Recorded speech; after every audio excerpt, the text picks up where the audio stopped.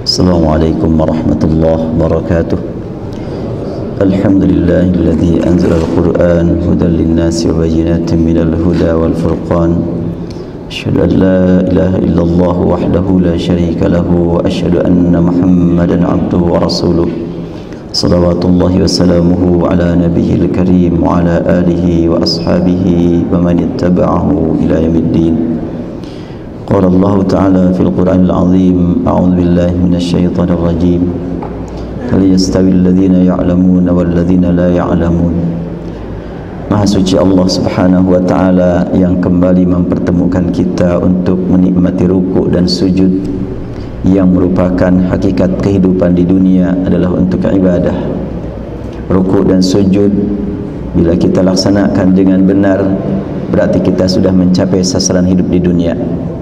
Adapun sasaran hidup di akhirat adalah meraih ridha Allah Subhanahu wa taala dengan mendapatkan tempat yang penuh dengan kenikmatan yang disebut dengan surga. Sejak awal Allah tegaskan, wa ma khalaqtul jinna wal insa illa liya'budun. Tidaklah kami ciptakan jin dan manusia kecuali untuk beribadah. Dalam surat Al-Baqarah Allah memanggil kita, ya ayyuhan nas, wahai sekalian manusia, wa'budu rabbakumul ladzi khalaqakum, sembahlah Rabbmu yang telah menciptakanmu dan menciptakan orang-orang sebelum kamu. Memperhatikan dua ayat ini menggambarkan bahwa perintah ibadah telah turun sejak awal. Kita kembali melanjutkan kajian Selasa yang lalu, yaitu studi entah disebut studi kritis atau analisis terhadap pernyataan seorang ulama yang menyatakan al-aslu fil ibadah al-butlan hatta yadulla ahli dalil atau hatta yaquma dalilun ala amri atau alal amri. Banyaklah redaksi yang sejajar. Ada yang menyatakan al-aslu fil ibadah al-haram hatta yadulla ahli dalil. Ada lagi yang menyatakan al-aslu fil ibadah al-man'u hatta yadulla ahli dalil. Itu sejajar. Artinya apa? Asalnya ibadah batal sampai ada perintah yang menyuruh, sampai ada dalil yang memerintahkannya. Ada lagi yang menyatakan asalnya ibadah adalah dilarang sampai ada dalil yang menyuruhnya. Ada lagi yang menyatakan asalnya ibadah adalah haram sampai ada dalil yang mewajibkannya.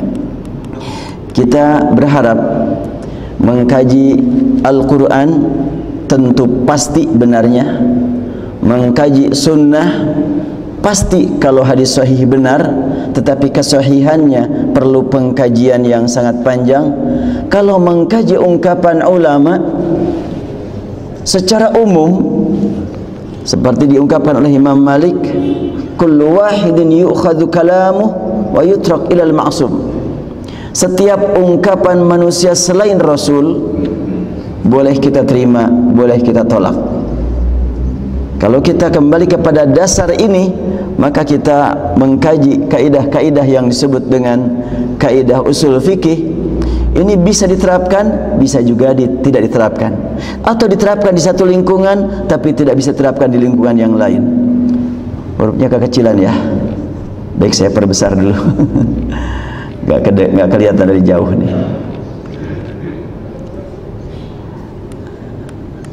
Ini bahasan yang lalu kita lanjutkan, khusus pembahasan tentang kaidah usul fikih yang menyatakan asalnya ibadah adalah dilarang sampai datangnya dalil yang menyuruhnya.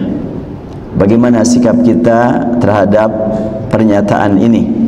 Apakah untuk selamanya secara mutlak atau untuk waktu-waktu tertentu?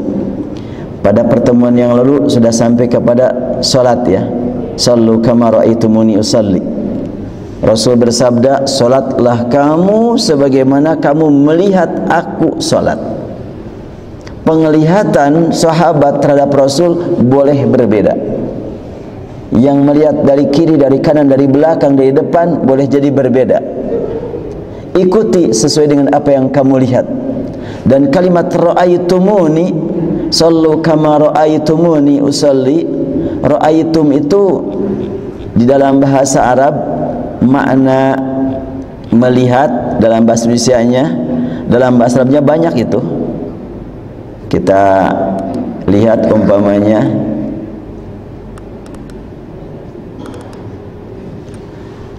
ada kalimat ra'a, ada nadhara, ada absara. Ini semakin kecil huruf ini.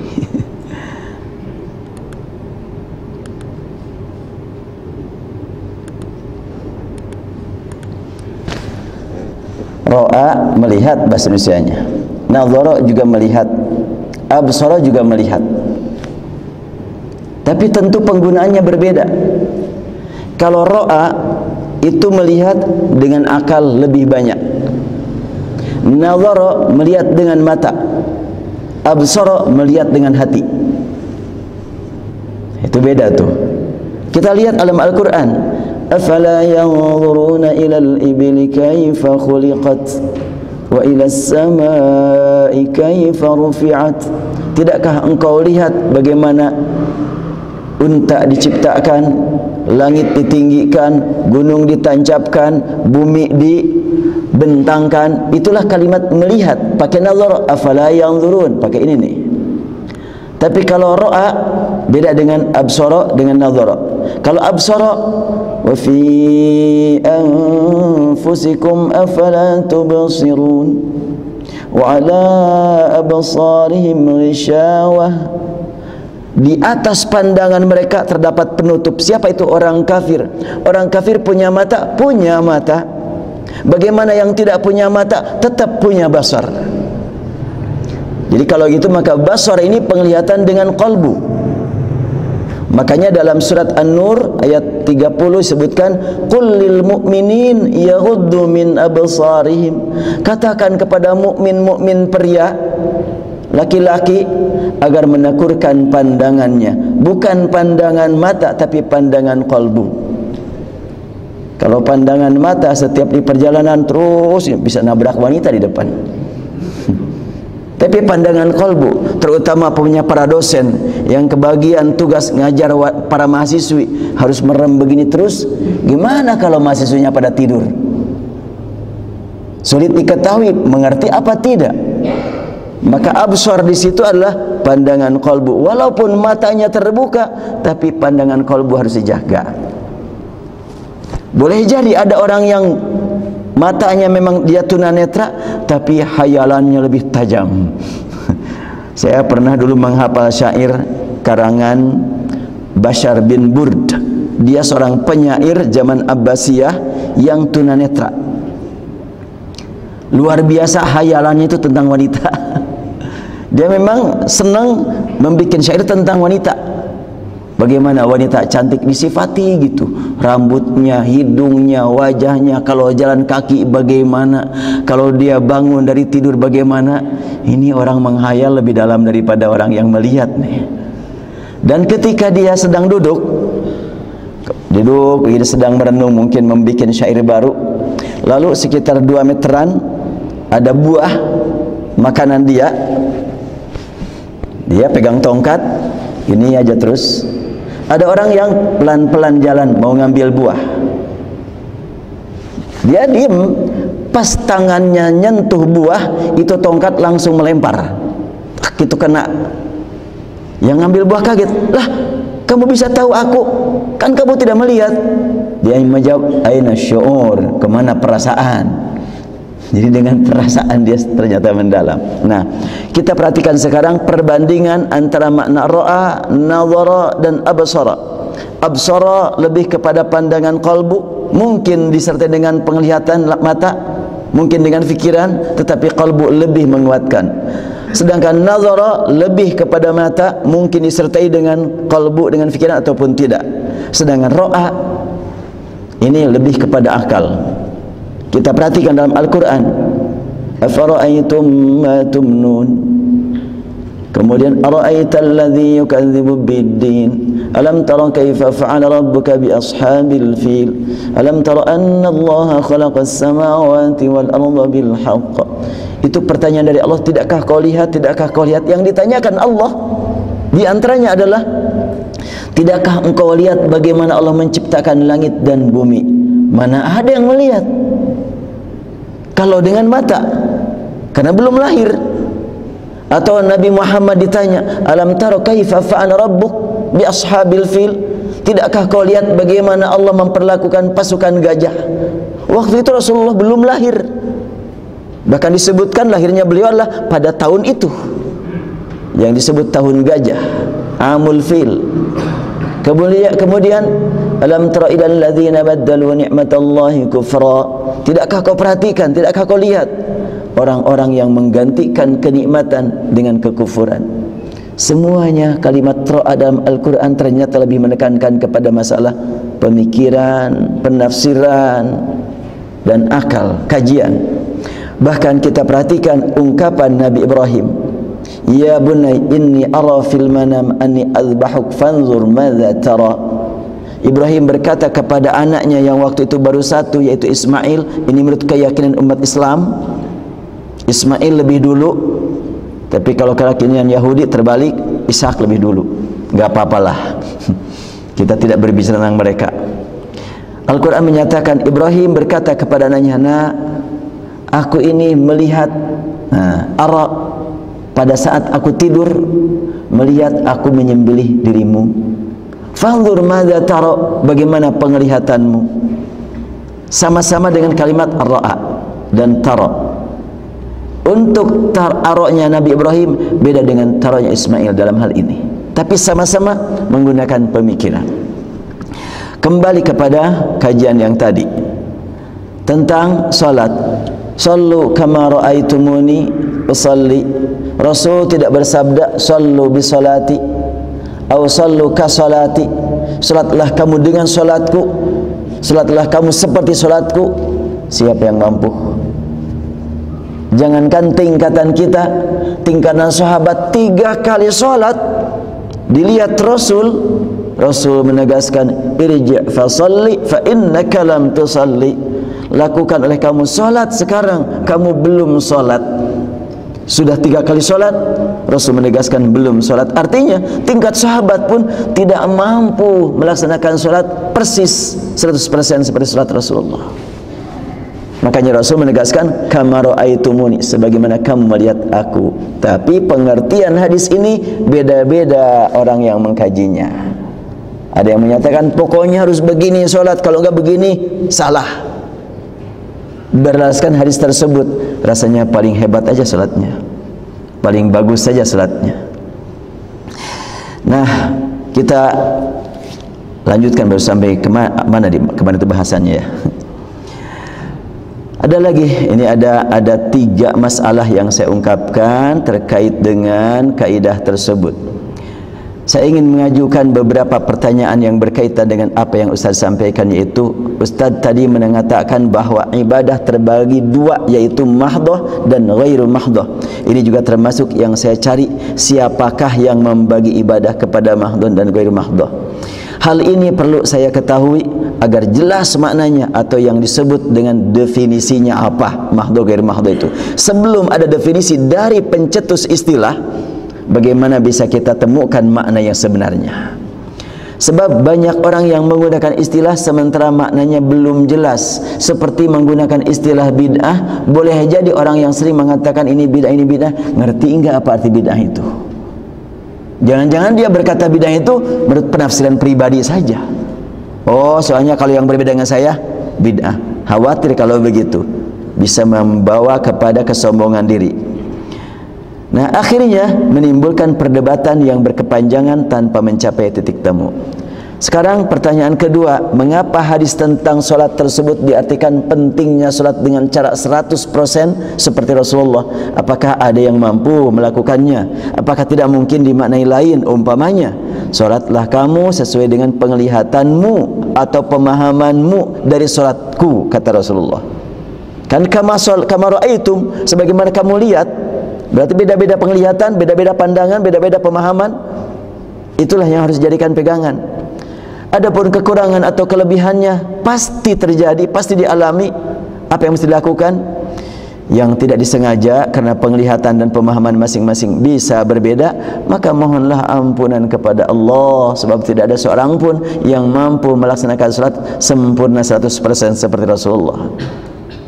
Sebab salat itu hubungan seorang hamba dengan Allah yang melibatkan keyakinan, pemikiran dan gerakan fisik. Jangan cuma fisik. Sering dipermasalahkan kalau mengangkat tangan, apa mengangkat yang tepat itu begini atau begini atau begini, itu jadi ramai gitu. Rasulullah ditegaskan oleh para sahabat bagaimana ketika Rasulullah takbiratul ihram, wada'a yadaihi hadwa mankibaihi. Rasulullah meletakkan kedua tangannya di depan bahu. Nah, kedua tangan itu mana yang dimaksud? Apa ini saja tangan itu segini, ya berarti begini, atau yang dimaksud dengan tangan dari ujung jari sampai sikut berarti begini, atau dari ujung jari sampai bahu tangan itu berarti begini ya. Nah, ini agak mungkin kalau sholat begini nih, kan di depan bahu katanya jadi begini. Tapi pernah saya lihat waktu saya ke Kalimantan kalau nggak salah. Jadi Allahu Akbar kan, oh ya, nggak bisa disalahkan karena wada'a yadaihi hadwa mankibaihi, meletakkan dua tangan di depan bahunya itu. Nah, Rasul bagaimana? Nggak ada rekamannya sih, nggak ada filmnya. Kalau pada waktu itu sudah pada punya handphone, langsung diambil gitu kan. Sekarang nggak ada pada zaman itu. Oleh karena itu, kama ra'aitum di situ buat kita sesuai dengan apa yang kita pahami dari hadis. Yang kita pahami, ketika pemahamannya berbeda, ya sudah, ikuti saja apa yang kamu pahami dengan benar sesuai menurut kamu. Apabila nanti umpamanya dikaji banding dengan yang lain, oh ternyata itu yang lebih tepat, silahkan ikuti, jangan ragu-ragu. Kita lanjutkan. Boleh jadi masalah lahir bisa diupayakan agar sesuai dengan sholat Rasulullah, namun karena sholat ini adalah ibadah fisik dan non fisik, tentu sungguh sulit untuk mengukur kesesuaian dalam segala hal. Karena itu Rasulullah tidak bersabda sallu bi sholati au sallu ka sholati, sholatlah dengan sholatku atau sholatlah seperti sholatku. Wah, cukup berat. Ketiga, hubungan antara urusan dunia dengan urusan agama. Tadi disebutkan ini urusan dunia, bukan urusan agama. Itu kata seorang ustadz begitu. Maka saya tanyakan, dari pernyataan ustadz tadi saya pahami bahwa urusan dunia bukan urusan agama, atau agama itu lawan dunia. Betulkah demikian? Bukankah lawan dunia itu akhirat? Kenapa sering dikonfrontir antara dunia dengan agama? Oh, ini urusan dunia, bukan urusan agama. Ah, nanti dulu nih. Kebalikan dunia itu akhirat. Urusan agama bukan agama. Berarti urusan apa tuh? Urusan maksiat. Dalam memahami hadis antum a'lamu bi amri dunyakum, ini memang hadis sahih riwayat Muslim. Saya berbeda dengan ustaz sebab urusan dunia tidak berseberangan dengan urusan ibadah, melainkan kita diperintah untuk menggunakan dunia untuk ibadah. Jadi makna hadis itu adalah kamu sekalian lebih mengetahui tentang urusan dunia kalian, dan aku ya tentu lebih mengetahui daripada kalian tentang urusan duniaku. Tapi urusan akhirat kamu, urusan akhirat kamu, urusan akhirat aku saja yang tahu karena aku dibimbing oleh Allah Subhanahu wa taala. Itu makna antum a'lamu bi amri dunyakum. Kamu lebih tahu urusan duniamu. Ini sering dijadikan alat untuk mengatakan, nah kalau agama beda dengan dunia. Dunia bebas, agama enggak bebas. Seakan-akan lawan agama adalah dunia. Padahal kita dapat melaksanakan ajaran agama di dunia dan memerlukan urusan dunia. Bagaimana mungkin dapat melaksanakan ibadah haji dan umrah yang merupakan perintah dari Al-Quran kalau tidak ada urusan dunianya? Jelas, pesawat itu urusan dunia untuk ibadah. Kalau dulu belum ada pesawat, baru ada kuda dan unta. Sekarang kudanya berbeda dulu dengan dulu. Kalau dulu kuda cukup hanya satu untuk satu orang, kalau sekarang kuda bisa 7 orang sekarang. ber-AC kudanya sekarang.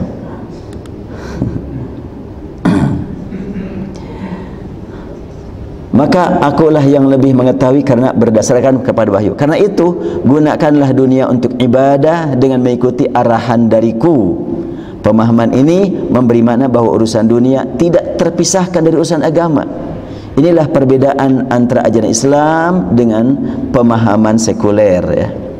Nah, anggota atau aktivis tadi, aktivis dakwah berkata lagi tentang siapa yang membagi ibadah kepada ibadah mahdoh dan ghair mahdoh, memang saya sendiri belum mengetahui.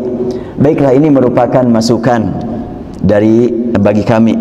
Namun terkait dengan pendapat Anda tentang masalah solat, saya tidak solat, ya, tentang solat, ya, saya tidak bisa terima begitu saja. Dan itulah fenomena sosial yang kita saksikan, dan jangan kita biarkan berbeda, sebab yang benar itu pasti satu. Kalau Rasulullah masih hidup, tentunya sekian banyak ibadah kaum muslimin akan beliau nilai bahwa mereka belum bisa melaksanakan sholat dengan benar, karena banyak sekali yang berbeda dari petunjuknya.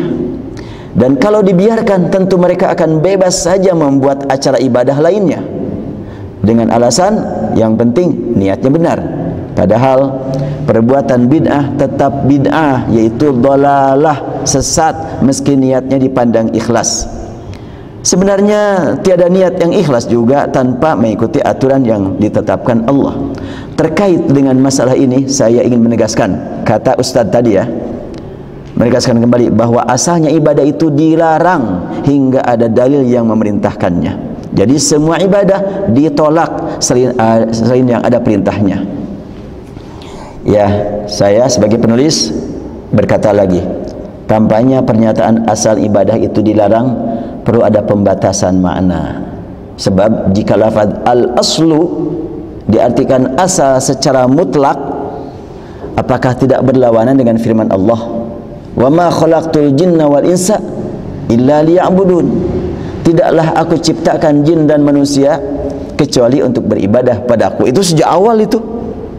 Sebelum ada ulama usul fikih, sebelum Rasulullah lahir, manusia diciptakan sejak Adam, itu sudah mendapatkan perintah ibadah itu. Masa itu ibadah itu pertama dilarang baru ada perintah gitu? Justru perintah dulu. Kalau berlandaskan ayat ini, kalau diartikan al-aslu secara umum. Ayat ini memberi gambaran tentang adanya perintah ibadah sejak awal diciptakan jin dan diciptakan manusia. Tentu kita sepakat bahwa jika ada pertentangan antara ayat dengan hadis, maka akan kita ambil ayat tentunya, kan.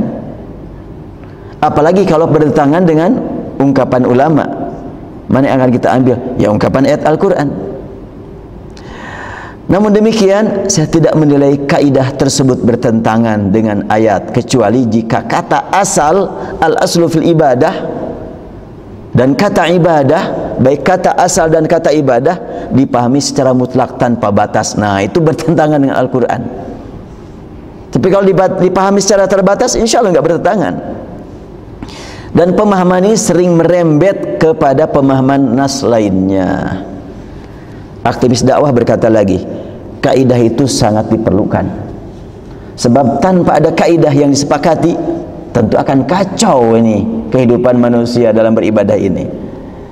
Saya katakan, realitanya kaidah itu tidak sama atau tidak disepakati.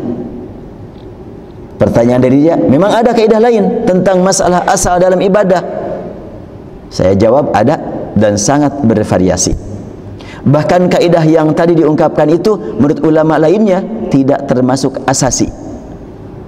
Khusus masalah asal dalam ibadah dan ibadah yang paling utama, para ulama mengatakan al-aslu fil ibadati adamut ta'lil. Asalnya ibadah itu tanpa alasan, terima saja. Subuh 2 rakaat, padahal kita sedang segar-segarnya baru bangun. Isya 4 rakaat, padahal udah ngantuk, udah capek. Kenapa? Jangan kau tanya.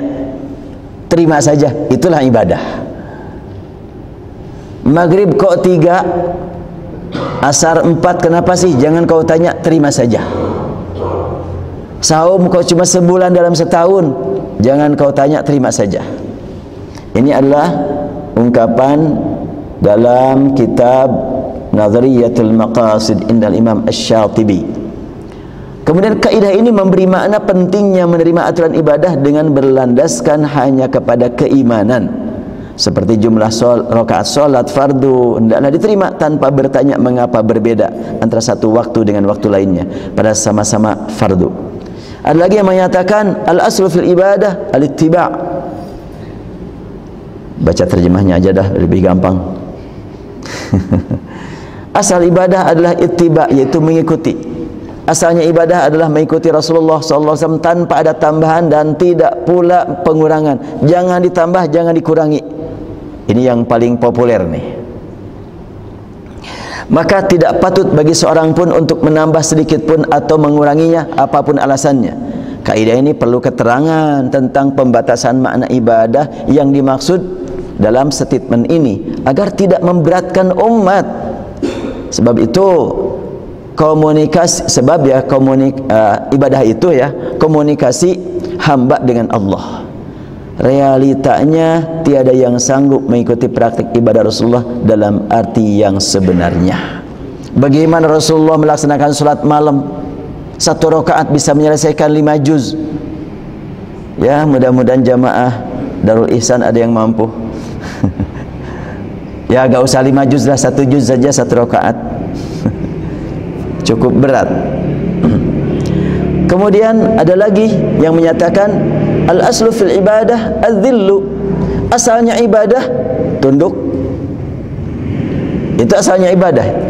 Jadi kalau tadi al-aslu fil ibadah al-haram hatta yadulla ala dalilun ala wujubi. Ada lagi al-aslu fil ibadah al-man'u dan lain sebagainya. Ya banyak memang kaidah. Silahkan saja gabungkan semuanya. Saling menafsirkan antara satu dengan yang lain. Bila berseberangan, bertentangan antara satu kaidah dengan kaidah yang lain, kaidah yang mana yang sesuai dengan Al-Quran? Nah sekarang al-aslu fil ibadati ad-dhillu. Asalnya ibadah adalah tunduk. Kaidah ini sulit diukur. Tunduk itu seperti apa? Sulit diukur kan?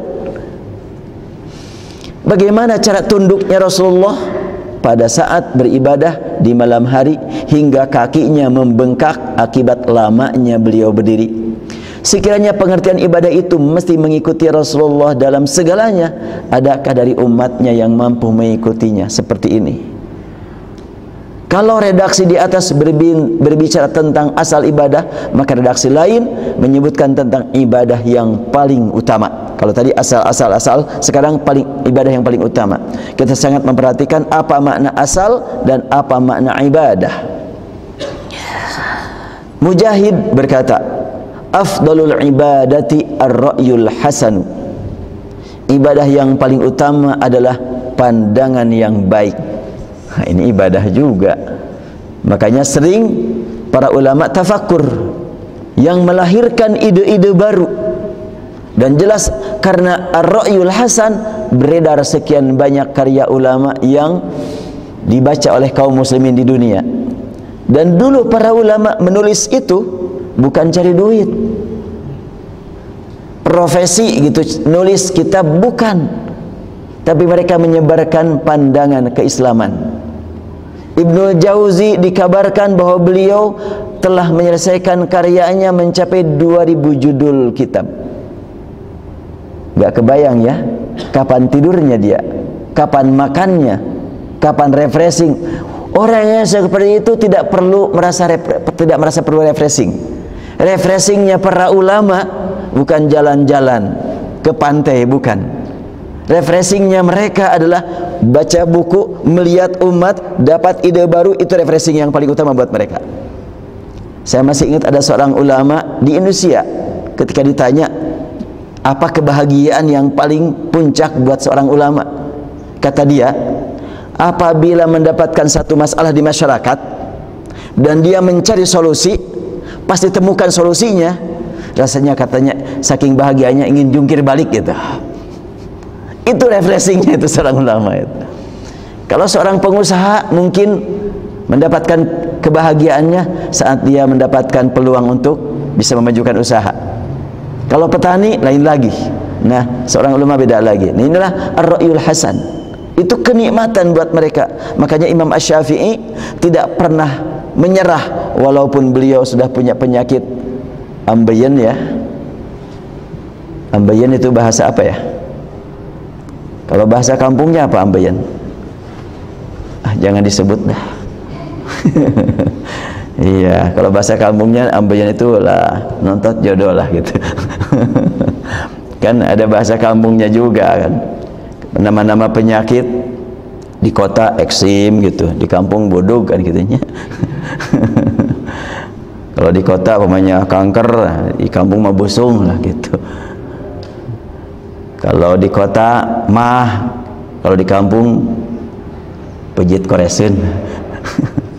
Nah, kalau ambeien agak jorok nyebutnya. Nah, jadi Imam Asy-Syafi'i tidak menyerah dengan penyakit. Terus beliau menulis. Bukan cari duit itu, tapi ingin melaksanakan syukur kepada Allah. Aku diberi ilmu, aku diberi kemampuan menulis, ya udah nulis walaupun sudah sakit. Ya, kita harus berusaha lah ke arah sana, dan mudah-mudahan buku ini juga segera beredar. Tapi ini masih hurufnya juga masih acak-acakan nih. Tapi sekarang sudah 345 halaman ini. Berarti kalau dibukukan ini bisa ya sekitar 500-an lah. Kalau sudah dibukukan tebal juga ini. Ini baru fikih kontroversi ABC, baru sampai C ini. Nah, kita lanjutkan. Ada lagi yang mengatakan ibadah itu apa? Afdal ibadah at-tawadhu'. Ini ungkapan Aisyah radhiyallahu anha. Ibadah yang paling utama itu adalah tawadhu, merendahkan diri di hadapan Allah, merendahkan hati di hadapan sesama mukmin. Itulah tawadhu. Tawadhu dengan ilmunya yang sangat sempit, walaupun dia yakin ini benar salat saya, tapi bukan berarti benar menurut penilaian Allah kan? Benar menurut penilaian ilmu yang saya tahu. Apakah sudah dijamin di hadapan Allah diterima? Mana tahu. Makanya harus tawadhu. Ketika melihat orang lain salah, bukan nyombong, ini aku begini nih kalau salat yang benar, aku salah, bukan begitu. Bila kita menemukan yang lain salah, tentunya harus kita sayangi. Wajah yang sayang kepada orang yang bersalah, insya Allah manakala kita mau memperbaikinya, dia akan simpatik menerimanya. Karena komunikasi wajah lebih dahulu daripada komunikasi lisan. Bahasa belakangan, bahasa lisan belakangan, tapi bahasa tubuh lebih dulu. Dan itulah praktik Rasulullah SAW.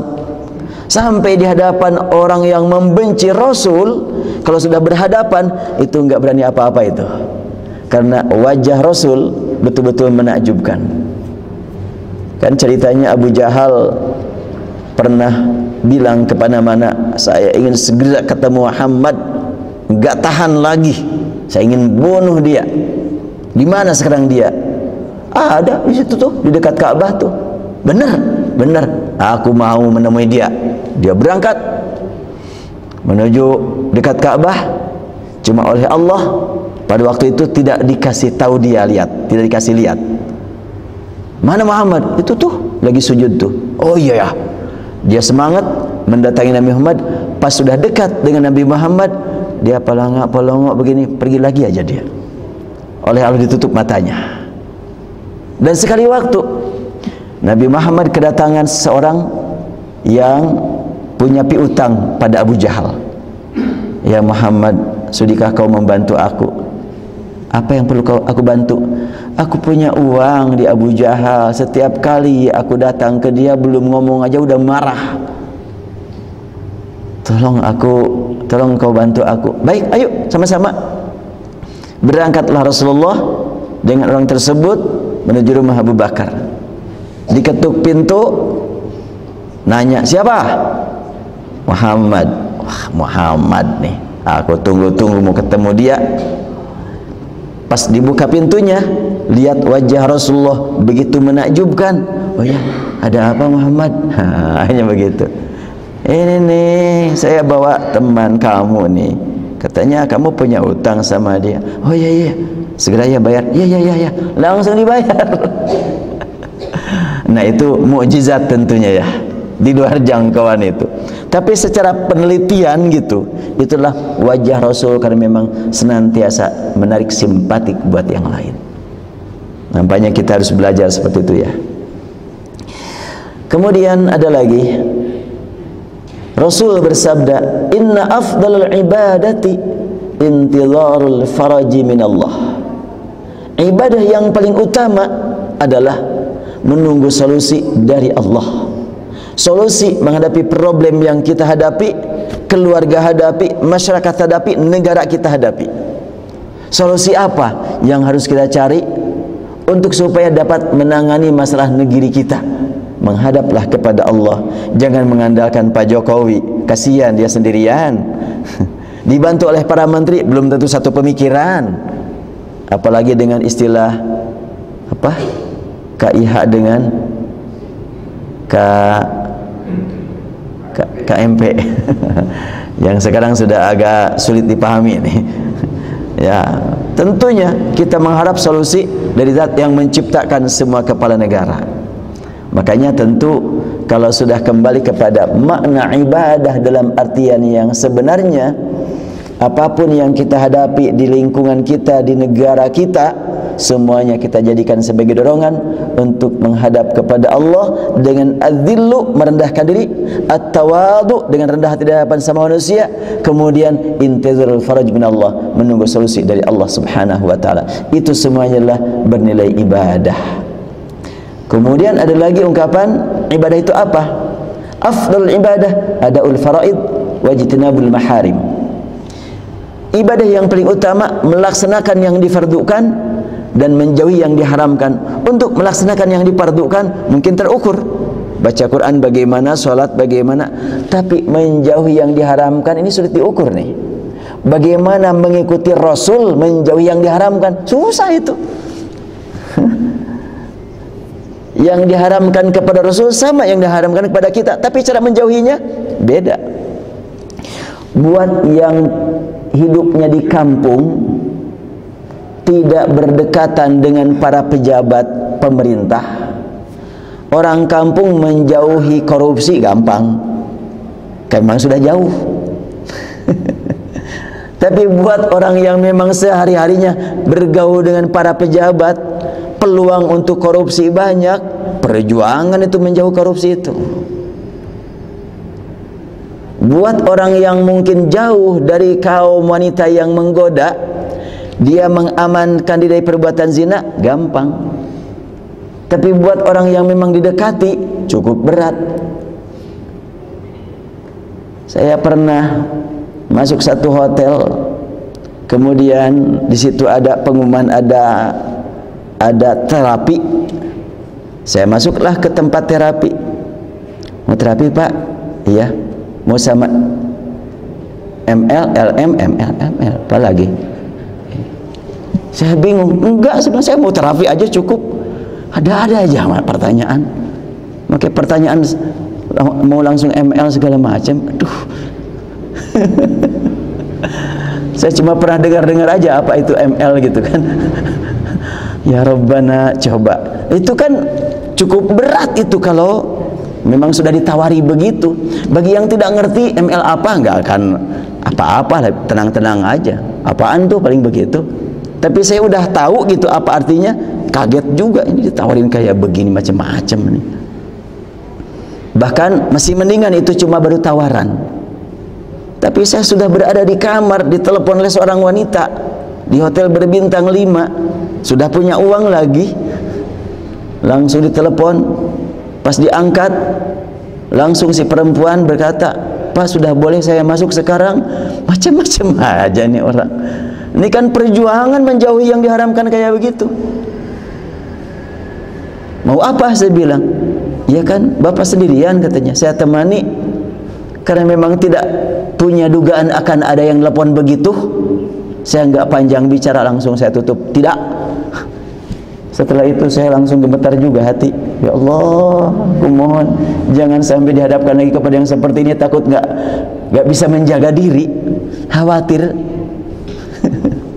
Ya, buat orang yang tidak pernah didatangi seperti itu, aman-aman saja. Jadi ijtinabul maharim, menjauhi yang diharamkan, beda-beda praktiknya. Sedangkan kita harus ikut Rasul cara menjauhi yang diharamkan.